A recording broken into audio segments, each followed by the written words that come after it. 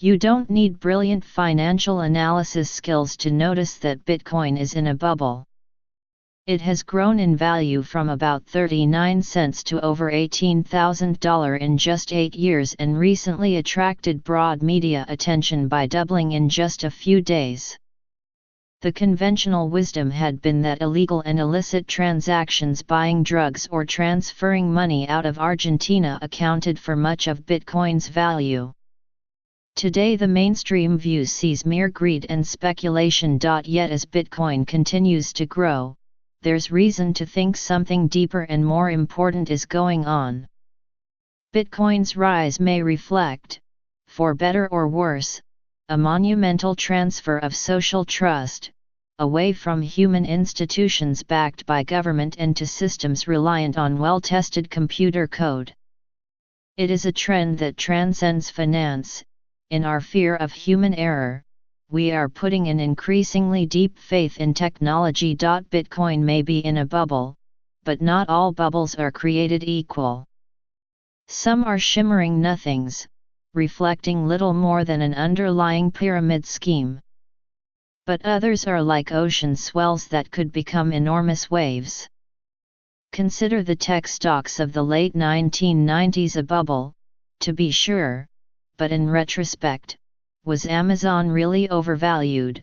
What gives the Bitcoin bubble significance is that, like 90s tech, it is part of something much larger than itself. More and more we are losing faith in humans and depending instead on machines. The transformation is more obvious outside of finance. We trust in computers to fly airplanes, help surgeons cut into our bodies and simplify daily tasks, like finding our way home. In this respect, finance is actually behind. Where we no longer feel we can trust people, we let computer code take over. Bitcoin is part of this trend. It was, after all, a carnival of human errors and misfeasance that inspired the invention of Bitcoin in 2009, namely, the financial crisis. Banks backed by economically powerful nations had been the symbol of financial trustworthiness, the gold standard in the post-gold era. But they revealed themselves as reckless, drunk on other people's money, holding extraordinarily complex assets premised on a web of promises that were often mutually incompatible. To a computer programmer, the financial system still looks a lot like untested code with weak debugging that puts way too much faith in the idea that humans will behave properly. As with any bad software, it can be expected to crash when conditions change. We might add that major governments, the issuers of currency, the guarantors of banks and enforcers of contracts do not always inspire confidence. Governments can be tempted to print money recklessly or seize wealth brazenly from their citizens. Venezuelan hyperinflation and Indian demonetization are recent examples. But even the most trusted governments can be dubious. Europe, riddled by internal struggles among states, is still in shock about the planned departure of Britain from the European Union. China is a secretive authoritarian state that can lash out against its citizens and rivals when it feels insecure.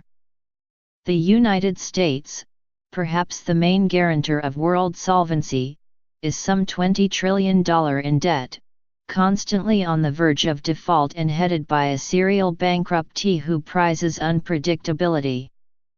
It is little wonder that the world's citizens might be looking for alternatives. Bitcoin's fans don't entirely distrust human institutions. It is rather that they'd prefer not to need to trust humans to keep their promises, when we know that we humans are deeply fallible. That might seem cynical, but perhaps it is appropriately humble.